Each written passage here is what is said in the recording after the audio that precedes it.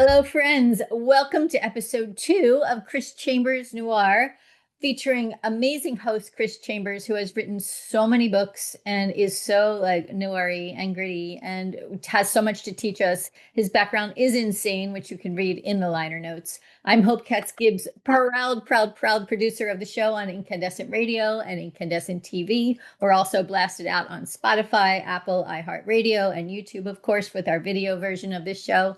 And ChrisChambersNoir.com features all of Chris's amazing books. So we are thrilled, more than thrilled, to be here today with the amazing writer, Gary Phillips.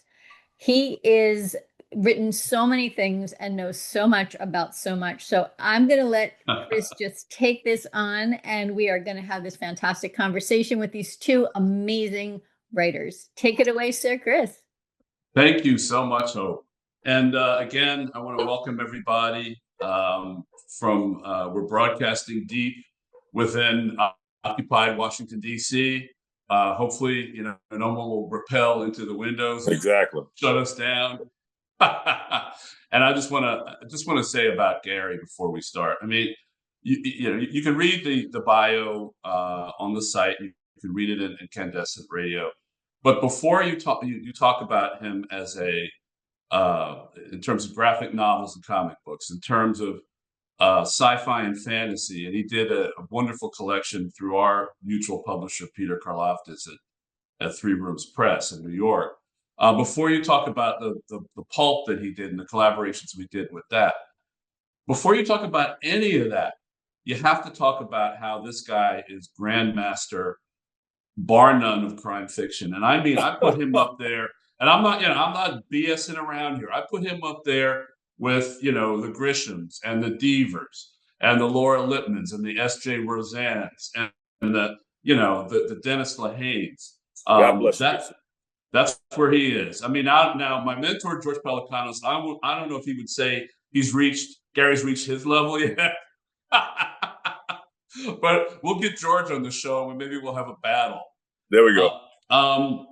But I mean, his output has been that amazing, and he's been an inspiration to me for years. And I just want to say, I had to bring out, now it's gonna look opposite here, but I had to bring out a blast from the past right here. And we're gonna talk about this in a minute too. This came out around the time I did my first hardcover for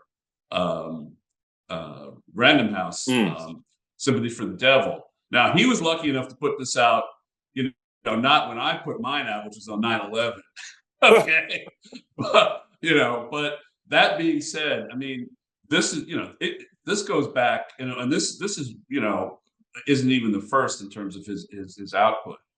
I also wanted to show that. Although that was my first having a female character as the lead character. Right. And we're going to talk about that. But it was here, but the interesting thing here in terms of the innovation and the characterization is that, and we're going to talk about this as well, I'm previewing everything, craftily here, is that he's been able to jump worlds here because, you have Publishers Weekly saying Phillips knows the history of Black Las Vegas and serves it up with a fast-moving plot. Well, therein is some allegory and some interesting advantages and disadvantages because they have to say Black Las Vegas and they have to say it was a Black crime fiction writer, and this is that subject and that subject. There's a dichotomy there, and for a long time, I think Gary and I and a few of us had to try to bridge that divide. It was almost like the Colossus of Rhodes that had to stand on two different shores while the ships sailed under him, hopefully not hitting him in a vital place. And we had to do that. And what is interesting now is that both Gary and I have lived to see a day where crime fiction writers of color, and there is an organization of that, by that name, started by Kelly Garrett and Walter Mosley, Gigi Pandian, has created almost a tsunami of amazing work, especially women of color, who've just taken the different genres and have made it their own. So we lived through the bad old days, and now we're looking at the good old days. But I don't know if the good old days are good when you've got publishers shutting down and distributors shutting down. But we're going to outlive that too. So that being said, Gary, Good night, folks. Yeah. Good night. We're done. We're done here. See you next week. We're done. Thank you. I just wanted to ask you a hard question here. And sure. The hard question is, we're talking about noir. And when I talk with George Pelecanos about noir, nobody has a great definition of it. But we like to talk in terms of stylized realism. And and that jumps around because you did The Killing Joke with Christoph Faust, which was about Batman and the Joker. Right. Now, I mean, arguably there ain't nothing real about that, but the noir element enters in there. But do you think that in our present time, when I said we're broadcasting from a hidden location here, is that an impediment or a manacle in our subgenre? When we have to be realistic about what's going on around us, or is it a freeing kind of a tool, something that frees us to really look at different issues? I'm just going to send that over to you. Yeah, no, that's a great question, Chris, because you're right. Here we are, and whoever thought we would get, really to this spot. I mean, really, beyond Nixon, beyond Reagan. Here we are with as you said, man. We've got armed troops on the streets, supposedly, quote unquote, helping to stamp down crime. Of course, only in blue cities and only with black mayors. And is this in fact life, during wartime, or if it isn't fascism, seems pretty damn close to it. So then I think about, people during occupied France, man, they still wrote, I think there was, I can't remember the title of the film now, but I know some brave filmmakers during that time period, went out and actually shot a film, surreptitiously, during the occupation. There's always been voices of opposition that have risen up no matter what the regime is. So I think as long as we can still do that before they all put us into the camps and, have us digging ditches 12 hours a day. And even then, if we make it through, or some will make it through to the other side, they can write about that. They can tell those stories. So I think one thing is funny too, as we talk about this, I'm doing some edits now on this heist novel of mine that's going to come out next year. We'll talk about that too. Yeah, from my publisher. But as I'm doing the edits, I keep, you keep kind of restraining yourself to not just comment on, what's currently happening, because does that date the book? Does it set it in a certain time period? And then we'll look back on this in 4 or 5 years and think, oh, how strange and how odd people were talking about that then. Now, as we enter, as the supposed, or maybe golden age from now. And so, on the other hand, though, the shadow of this stuff is so far stretching. It's so profound. It's so deep. You can't help but have some of that leak into, what you're writing. So I think somehow I try to achieve a balance, right? That to try to achieve this balance between a bit of commentary, hopefully a bit of sly commentary on where we're at now, right? But then also just trying to figure out, I still want to tell the story I want to tell. Yeah, because I mean, for me, it's tough because I'm here in Washington. Yes. And and even if this last series with with ending in Streetwise, I got to flash the work. There you go. That's right. Always hold up the book. It's always do that. Everybody says it's tough because even when in the first book in that series, Scavenger, the guy was on the street, right? Was unhoused, was a dope fiend, was babbling to himself, in second person. But there's still stuff going on around him. And in this city in particular, even if you're talking about stuff that's going on in the street, what's going on in the Congress and in the White House, it has a bearing. It's backdrop, but it has a bearing. So that's right. It's tough not to talk about that. Exactly. That's right. And then with you in LA, now historically, I'm going to flash the other stuff here. As dark as night. This takes place during, you know, the uprisings in 68. 65. 65, that's right, the first ones in Watts. And you know, it's probably a little more liberating when you're writing from a historical point of view, but you know, you're still presaging what's happening now. Now, as you said, it might even be worse because there ain't no uprisings, there ain't no fires. You know, I mean, there's a school of thought that says that these people are in these cities to provoke that, That's not right. to come in after the fact. Exactly. You know, so you know, would your work now have any kind of anchor in what had happened earlier this year when ICE and the feds and then the National Guard were, and even the Marines were in Los Angeles? Right. Yeah, like I said, I think I tried to at least reference that, but maybe just like in a passing way, like it's becomes this background. So, for instance, you know, in the heist novel that I'm editing now, or responding to the comments and which I think are pretty sharp from my editor, you know, I mentioned the two big fires that we had here this year, but I just say, you know, I just say the recent fires, you know, something that where you get a bit vague but not too specific, right.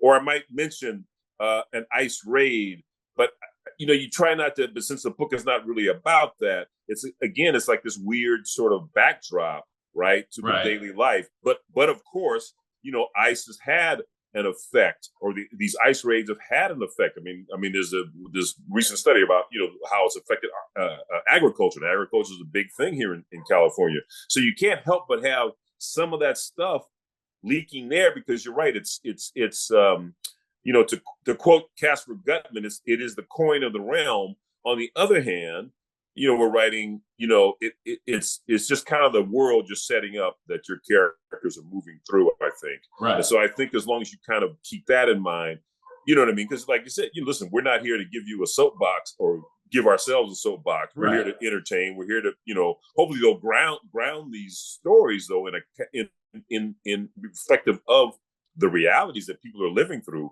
So again, you know, you don't want to be too heavy-handed, but then on the other hand, you don't want to be too you know, Pollyannish, I guess is the word, right? Where you're just eschewing any kind of mention of what's the reality that we face today. Right. But I mean, in Ash Dark as Night, you don't do that. You're not being Pollyannish. You can't be, and you're not preaching. I mean, you're showing, you know, rather than telling.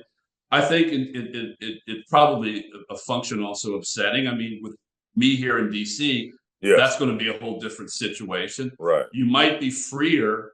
I'm going to get your opinion on this. You might be freer to do a little preachiness if you're telling it, say, in first person. Yes. Versus third person. Right. That's true. Would you say that's, you know, you probably get away with it more? Yes, I agree with you. There's something to that, because of course you're I mean, even I write in close third, where I'm generally speaking in the head of the main character. But as you said, I mean, as we were talking about this, you know, yes, you want your characters to have that. I mean, listen, it does make a difference, I think, if you have main characters who reflect, you know, other parts of society. And that doesn't necessarily mean that they're necessarily always characters of color. You can have certainly white working class characters who are down and what have you, and you can just have white characters in general who think about this stuff.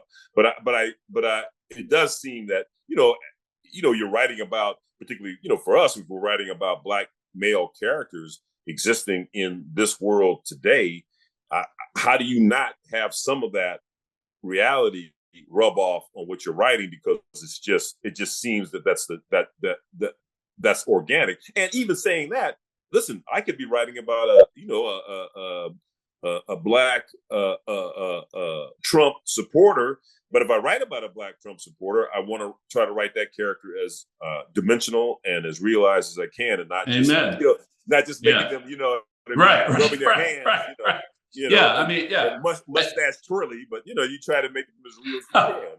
Well, I mean, let me switch gears then. I mean, get a little more lighthearted here. So, I mean, you have characters of such depth, and it doesn't matter what the genre or subgenre is, from sci-fi to pulp to graphic novels and comic books. But let me go dig to what we're doing. Primarily hard-boiled sort of detective fiction. Right.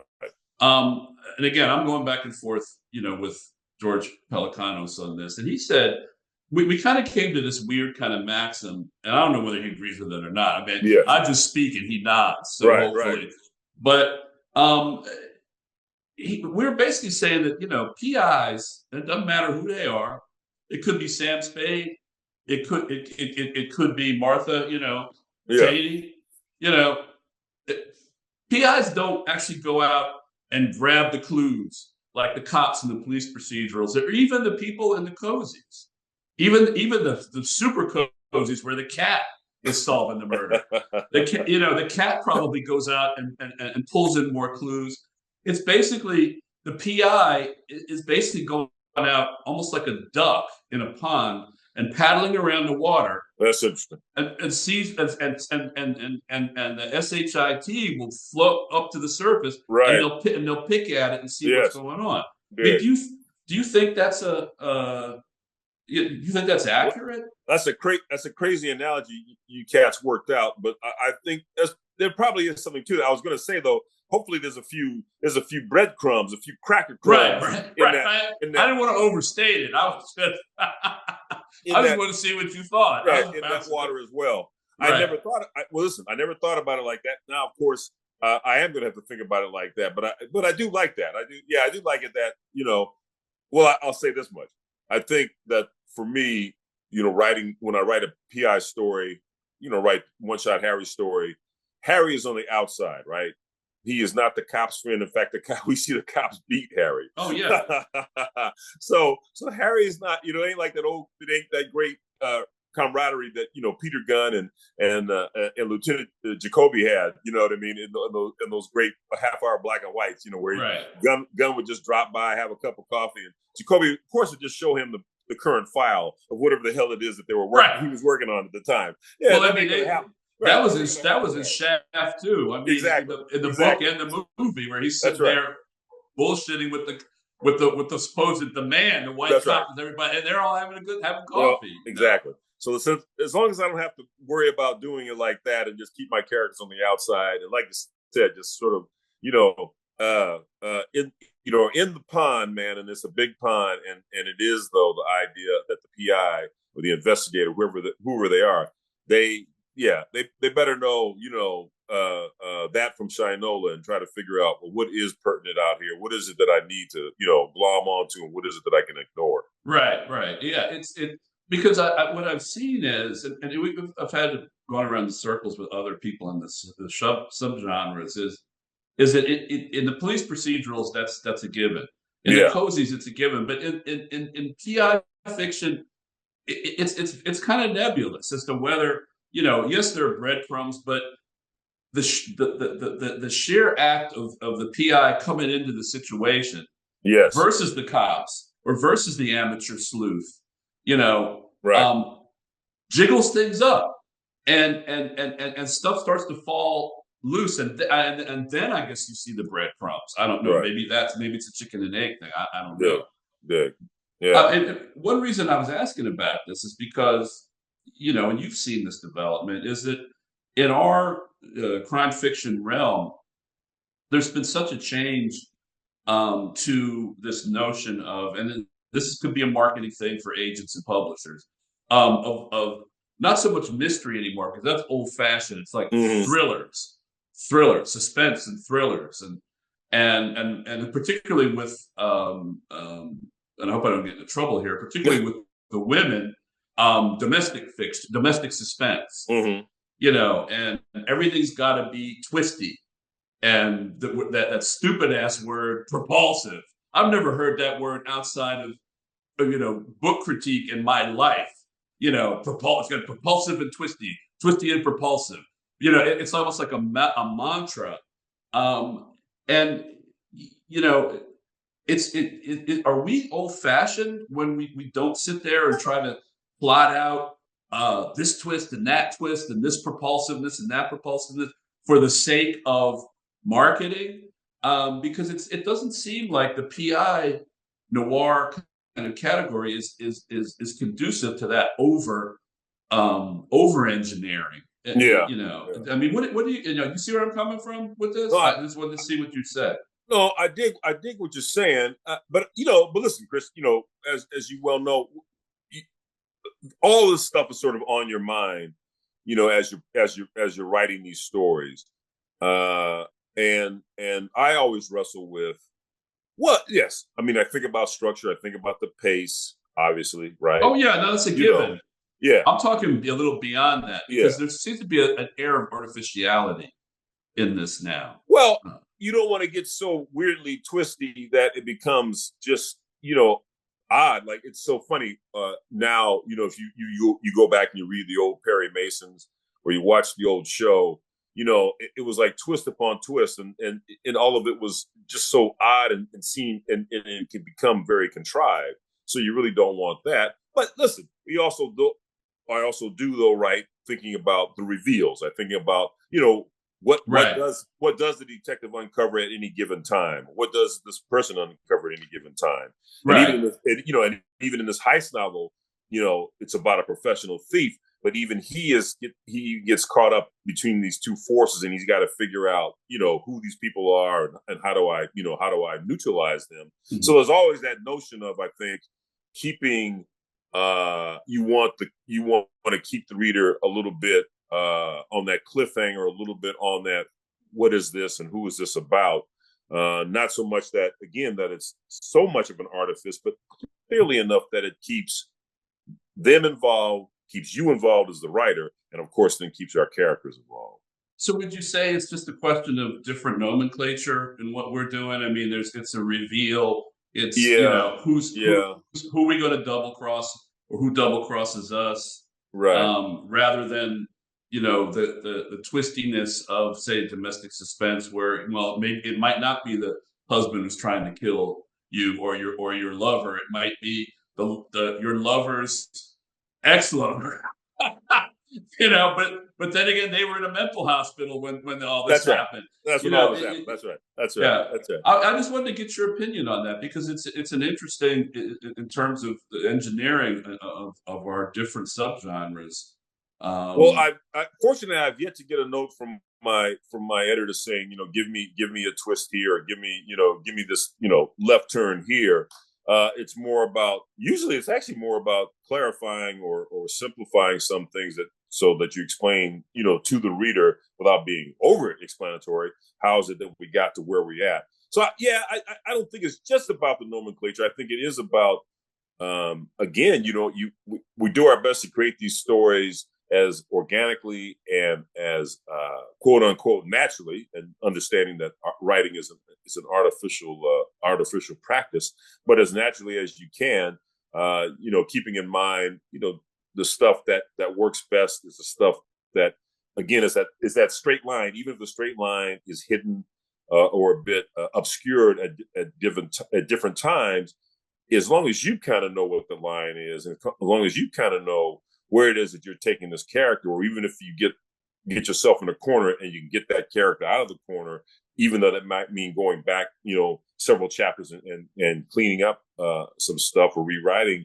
some passages, I think all to the good. I mean, to me, I mean, it's a labor, but it is the joy of the rewriting process, where now, based on, some notes I've gotten, and based on now just sort of reading the material again, after a few months of not having read it, coming back to it, understanding, where I can plant a certain Easter egg, in chapter 3 and have the payoff. I mean, set up and payoff, right? So if I set it up here and I pay it off in chapter 10, isn't that kind of satisfying? Well, let me end with the mystery stuff, at least on this, in terms of payoff. These other subgenres, including thrillers, and you got the Thriller Fest. Now you see all these dudes that used to be Navy SEAls, right? Right. That's right. Exactly. But there's always seems to be a payoff. And in our original triad of crime fiction, which is, hard-boiled noir, cozies, and police procedurals, the other two, there's always a payoff. But with us, there's hardly ever a truly happy ending. Right. That's right. You know, do we just have a different definition of payoff, or do we just not have that? I mean, you know, what's your real brief? What's your thought? I think real brief, obviously, or I shouldn't say obviously, but certainly the thing that I've found with the PI novel and the satisfaction with the PI novel is, generally speaking, the stakes are not high, right? The stakes are very personal.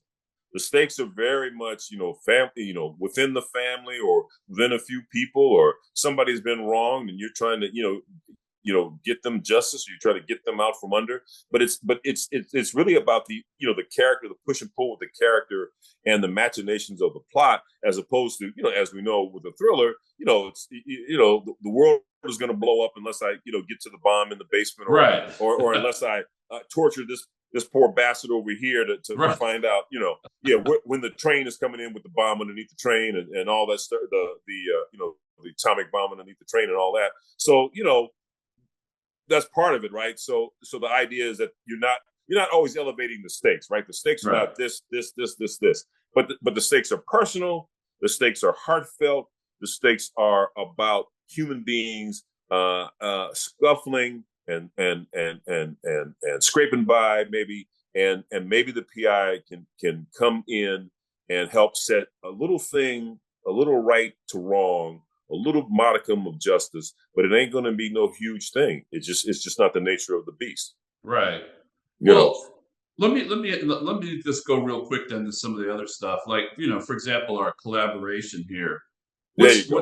What's your, first off, just a general thing? I mean, are you getting more or less into short stories and anthologies? Because we actually edited this, but I mean, I did the stories for you and Gar Haywood. That's right. That's right. What are you thinking of editing anything? Or are you thinking of contributing more? I've kind of been working on another project, which is interesting enough, sort of to your point earlier, has a kind of political dimension to it. And so I won't go into it, but it's kind of an interesting project that kind of came about with a friend of mine who's a very interesting guy who has for years been a kind of union. He's been a union strategist and activist, although of late he himself has fallen into novel writing, and he's written several lovely mysteries that have come from now his obsession, his fascination with what we do, and so he and I are working on this project that's sort of happening, and unabashed plug. I'm happy to say that I've written two Harry Ingram novels, right? Ash, Darkest Night, and that One Shot Harry. And now my first Harry Ingram short story is in the, I think it's out now digitally. I don't think the physical copies are around yet, but the November-December issue of Ellery Queen mystery magazine has my short story, Dr. Morbilius. And in that, but it's a Harry story. Remember, Dr. Morbilius and the recent Ellery Queen. That's right. Check it out. That's right. He's a kind of con man spiritualist, but pertinent to the story, Harry's long gone ne'er-do-well father shows up. So that's kind of what the story. That's how it kicks the story into gear. Oh, wait a minute! And since we're plugging, I got to give a plug to. Speaking of pulp, I got to give a plug to Three Bullet Opera, which is coming out. I think it's coming out in beginning of November from Writ Large Press. It's a novella. I was going to ask you about. Thank you for reading my mind there. But keep going. It's a novella featuring a new character of mine, Jackie Alvarez. But I'm not giving away much because it's on the back of the book. I'm resurrecting an old villain, actually from silent film times, but he actually originated in a book by Norbert Jacques called Dr. Mabusa. So Dr. Mabusa, yeah. So Dr. Mabusa shows up, gang. So there you go. Oh wow. Okay. No, we got to watch out for that. Let me when we switch gears and we do different kinds of things, like for example, this The Darker Mask was superheroes, right? What do you put on do you open up your dome and put in a different brain when you're writing, sci-fi or fantasy or pulp? I mean, your style kind of. And this isn't a critique. I mean, a negative critique. This is a good critique. Your style pretty much is the same. You know that's a Gary Phillips work. Like it's a Quentin Tarantino work. But I mean, but do you put is there anything cooking up there that's a little different when you're talking about robots and monsters in space versus That's right. versus somebody like an Arctic adventurer. Right. I mean, what is like let's hear a little bit about that. Yeah, that's a good question because of course I'm the product. I shouldn't say of course. I am the product of all those comics I've read in the past and all the comics I keep reading now. Some of the sci-fi I've read and all that. And, in the mix of that, then is Donald Goines and Chester Himes and what have you. So yeah, it's always been this jumble. And I think to the extent that certain things are heightened or pared back in a given kind of novel, right? Pulp versus, let's say, crime fiction or versus the mystery novel. I think that's prevalent in my mind. But in the end, listen, as you well know, man, look, we're writing these characters, and it's the effect any of this stuff has. The robot smashing through the wall, or ice smashing through the wall. You have to have a reaction from your character, right? Your character has to have some sense of either dread or getting their hackles up or whatever it is, fight or flight or whatever it is that they're thinking. If you can get to that, if you can get a little bit under their skin and kind of fool with that a little bit and kind of engage your reader hopefully that way, then I think that's all to the good. That leads me to this, and we're probably going to wrap up fairly soon. But would you be willing to do another Killing Joke kind of a thing where you have an established character, established IP, and it doesn't have to be superhero related, right? My fantasy has always been to like a thief in the night steal Gravedigger Jones and Coffin Ed Johnson and have all of us take a whack at it. Exactly. But it could be Batman and the Joker again. Do you think that you would do stuff like that again if approached? I mean to be very mercenary about it, yeah. If the money was right and the the setup was right. I mean, listen, I would love to get my hands on doing a Doc Savage novel. Now, understanding that character has been revived by a big name writer, and they've taken that character in a direction that I'm not crazy about. I mean, it's the grandson, actually, I guess, of Doc. Right. I guess I'll end, or I'll say it this way. For a while, Shane Black was attached. I guess he wrote a Doc Savage script, and he tried to get that off the ground. He had a big name attached. He had The Rock attached, for God's sake. And although recently I've read, I should say, snippets from, I guess, a podcast interview he did recently or something like this. But he talked about the character, and I thought he said some very pertinent points, which was one, we're talking about a character that, speaking of IP, doesn't have IP recognition like Batman does, like Superman does, or Indiana Jones for that matter, even though Doc, of course, influenced all those characters. So even with a name attached, it was hard to get off the ground, and understanding that the budget would have to be of a certain thing. Even he talked about, though, he would set it in the 30s, he wouldn't modernize them. And so anyway, I thought he said the right things, but as he talked about this, it's clear, well, who's going to make that? How would that come about? Just given the vagaries. So all that to say is that maybe at some point, the idea of doing another IP character, it does appeal to me. I don't mind playing in somebody else's sandbox, but again, all those things have to line up. All right, well, let me flip the script then. I mean, you've got like Alex Segura doing Dick Tracy, which I thought was wonderful. Right. But he also does, original characters, original kinds of superheroes, or people who are acting almost like a Batman, who don't have any kind of enhanced mutant or radiation enhanced skills, but are still running around, in capes and doing daring do and doing.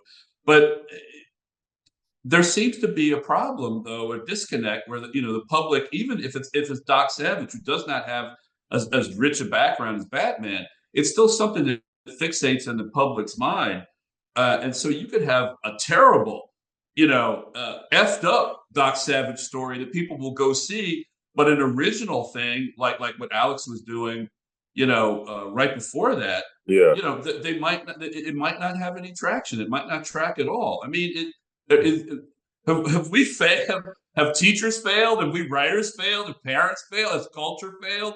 Why is that? When you have, because Yeah. Doc Savage was original character at one time. At one time, Batman that's was right. an original character at one time. Right. What is going on out there? Is it just the corporatization of everything, or what? Well, listen, look, many years ago, sci-fi writer Robert Heinlein said, these stories were competing for beer money, and today it's still true. Right now, understand that today is so much different than before. When Doc came along, I mean, of course, but there was all kinds of pulp stories. I mean, you had the radio, right? Right. And even radio serials weren't even around until really probably about mid-30s, even to getting into the late 30s. So, for entertainment, man, for a dime originally, and then 25 cents, man, you got yourself this big thick pulp. You had a front story that was called novel length, right, which was 50 to 60,000 words. Right. You had all these short stories in the back, and you had adventure pulps. You had sports pulps, whatever, romance, whatever you wanted, you could find it, right? And so that was great. And then along comes radio serials, and then eventually TV and film, and blah blah blah blah blah. So now we've got 24/7. We've got everything at our fingertips on our iPads or our phones, TikTok, blah blah blah. In the end, though, right, we are still competing for beer money. We are still competing for eyes and attention. And I just think some of that, sometimes you're right. It gets subsumed. It gets hard to break out. We face that ourselves, as mid-list writers. How the hell do I get my book seen among, or attention for my book among all this other stuff? But sometimes it does happen. Sometimes you do roll the dice, and doggone it, you make the point. It comes up in your favor, and something latches on, and people respond to it and want more of it. So and I'm not saying I'm writing or we're writing just to be popular or just to catch that wave, but it would be nice. But right. On the other hand, listen, I'm writing the books I want to read. So what can I do? No, I understand. Yeah. I totally understand. Yeah. Let me just go back to something personal here. Do you think that your abilities as an author influence your ability to bluff and bullshit in poker? If only. Well, because I have to tell you, I have talked to Reed Farrell Coleman. I've talked to a bunch of people, and I've outlined these outrageous games that you all make up at BoucherCon and some of these things like Des Moines and Chicago and Chase the Queen, which I have never heard of in my damn life. That's right. Night baseball. That's right. It's is this an author thing? Yes. I mean, are there? Wait. But what's also true is, hardcore gamblers, they won't play with us because of all that bullshit. Well, that's the flip side. That's the flip side, and there's a reason for that. That's right. The flip side is you guys are not serious. We're just doing it to have fun. We ain't doing it to make money because we don't make any money. Well, no, I may I disagree with you, because it seems to me, from my personal experience, that's exactly what this is for. Because you find other suckers like me coming to the table, where I might have a full house. That's it. Because of the game you're playing, it switches to a nothing hand. Exactly. Because there ain't five queens or one red two in the hand, and I'm like, wait a minute. There you go. Where'd my $5 go? That's it, baby. Well, you gotta pay for your education, baby. That's how it works. Right. I guess so. That's how it works.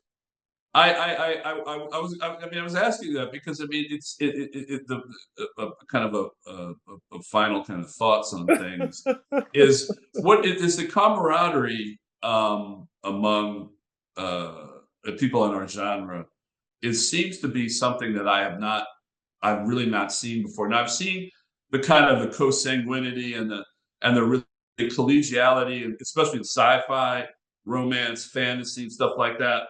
But the kind of teasing, fun family thing. I mean, and I have to tell you, it's a top-down thing too. It's where you have, somebody like a Harlan Coben or S.J. Right. Rosen sitting there and challenging me to a one-on-one, and she's 4 feet tall. Right. Okay. I mean, you're not going to, you don't have that at Thriller Fest where the guys writing the Navy SEAL novels and they're talking to the women who are writing the domestic suspense, and they might have a drink or something like that, but there isn't that tight, kind of stuff going on there.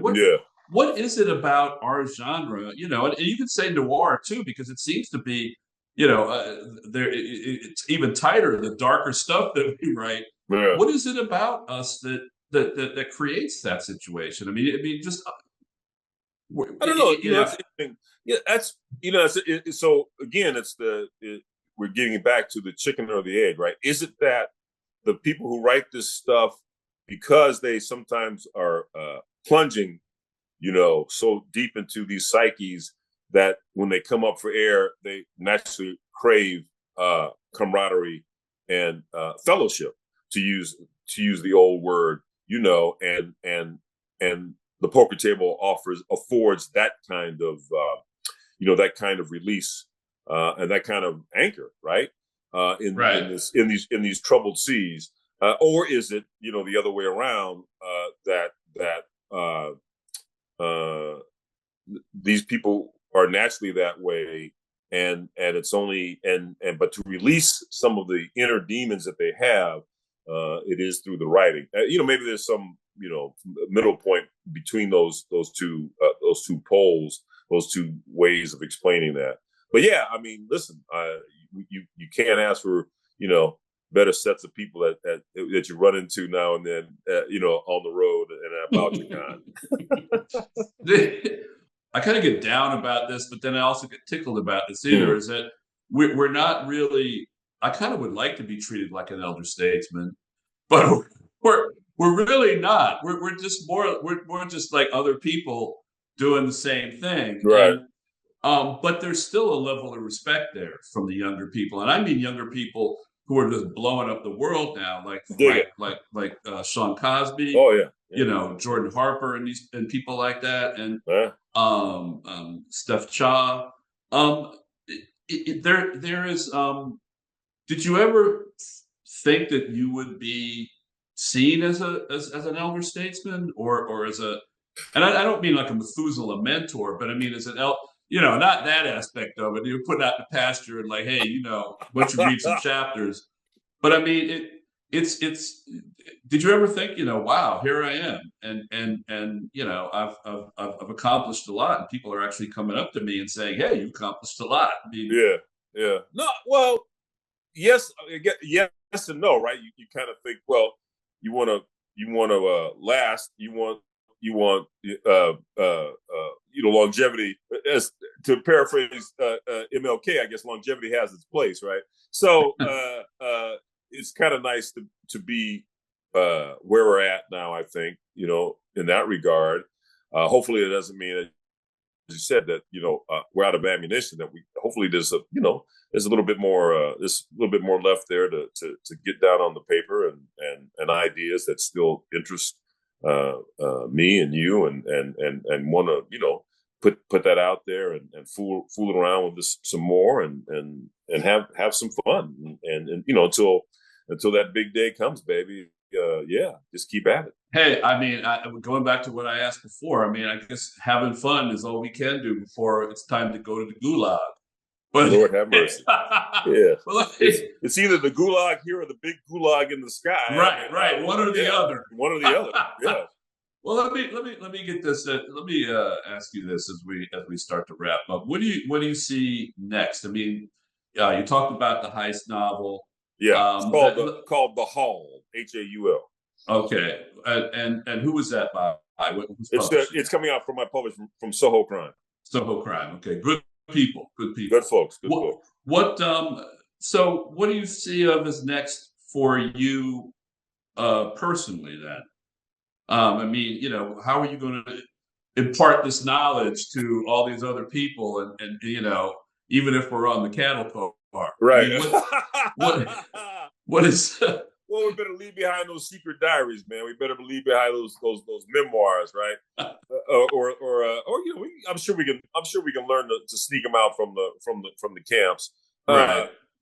Listen, listen. I'm gonna keep writing books. The third One Shot Harry book is also is in the can. I mean, it hasn't been. My editor hasn't gotten to that yet. Once we get the haul done, she'll focus on that among her other titles that she works with authors with. And then I'm still hustling a comic book idea now and then. I'm still got just a little toe in TV land, and so all that stuff is just what is it, irons in the fire and all Right. that jive.